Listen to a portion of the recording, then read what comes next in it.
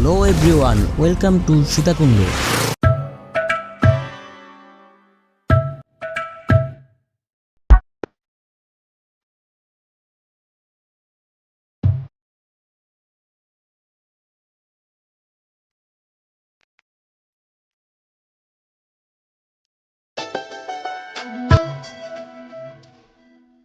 বন্দরনগরীর চট্টগ্রামে অবস্থিত চন্দ্রনাথ পাহাড় অপরূপ সৌন্দর্যের এই লীলাভূমিতে বছর জুড়েই থাকে পর্যটকদের ভিড়। তাই আমরা চলে আসলাম প্রকৃতির সৌন্দর্য দেখার জন্য।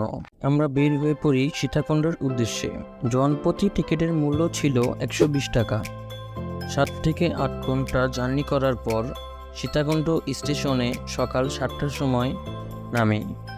ওইখান থেকে আমরা সীতাকুণ্ড বাজারে যাই। সীতাকুণ্ড বাজার থেকে জনপ্রতি 20 টাকা করে সিএনজি নিয়ে চন্দ্রনাথ পাহাড়ের উদ্দেশ্যে রওনা করি। প্রথমে প্রবেশ করার পরে পাহাড়ে ওঠার সময় রাস্তার পাশেই কিছু দোকান দেখতে পাবেন। আপনারা চাইলে সেখান থেকে কিছু খাবার নিয়ে নিতে পারেন।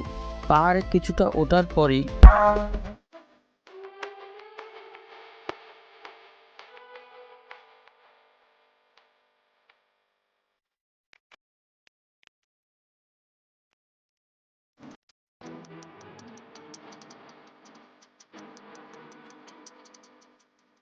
রাস্তা উঁচু নিচু ও সরু হওয়ার কারণে অনেক কষ্ট হয়।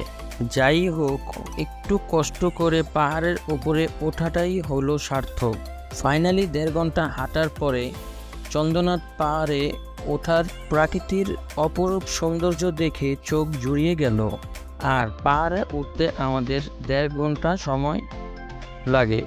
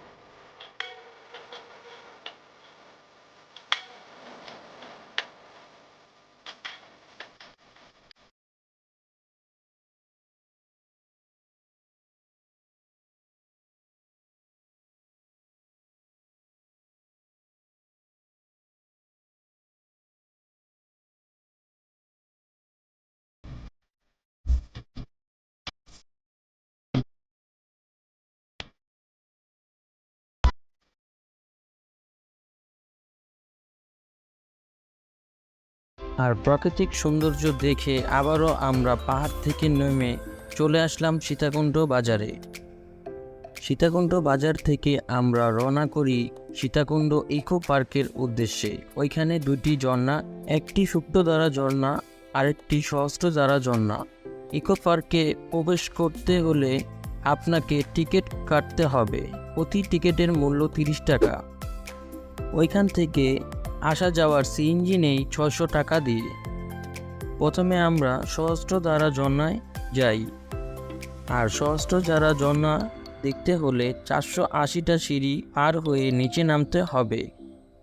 আবার উঠতে হলো 480টা সিঁড়ি পার হয়ে উপরে উঠতে হবে। সহস্রধারার অপরূপ সৌন্দর্য দেখা শেষ হলে আমরা সুপ্তধারা ঝর্ণার উদ্দেশ্যে রওনা করি।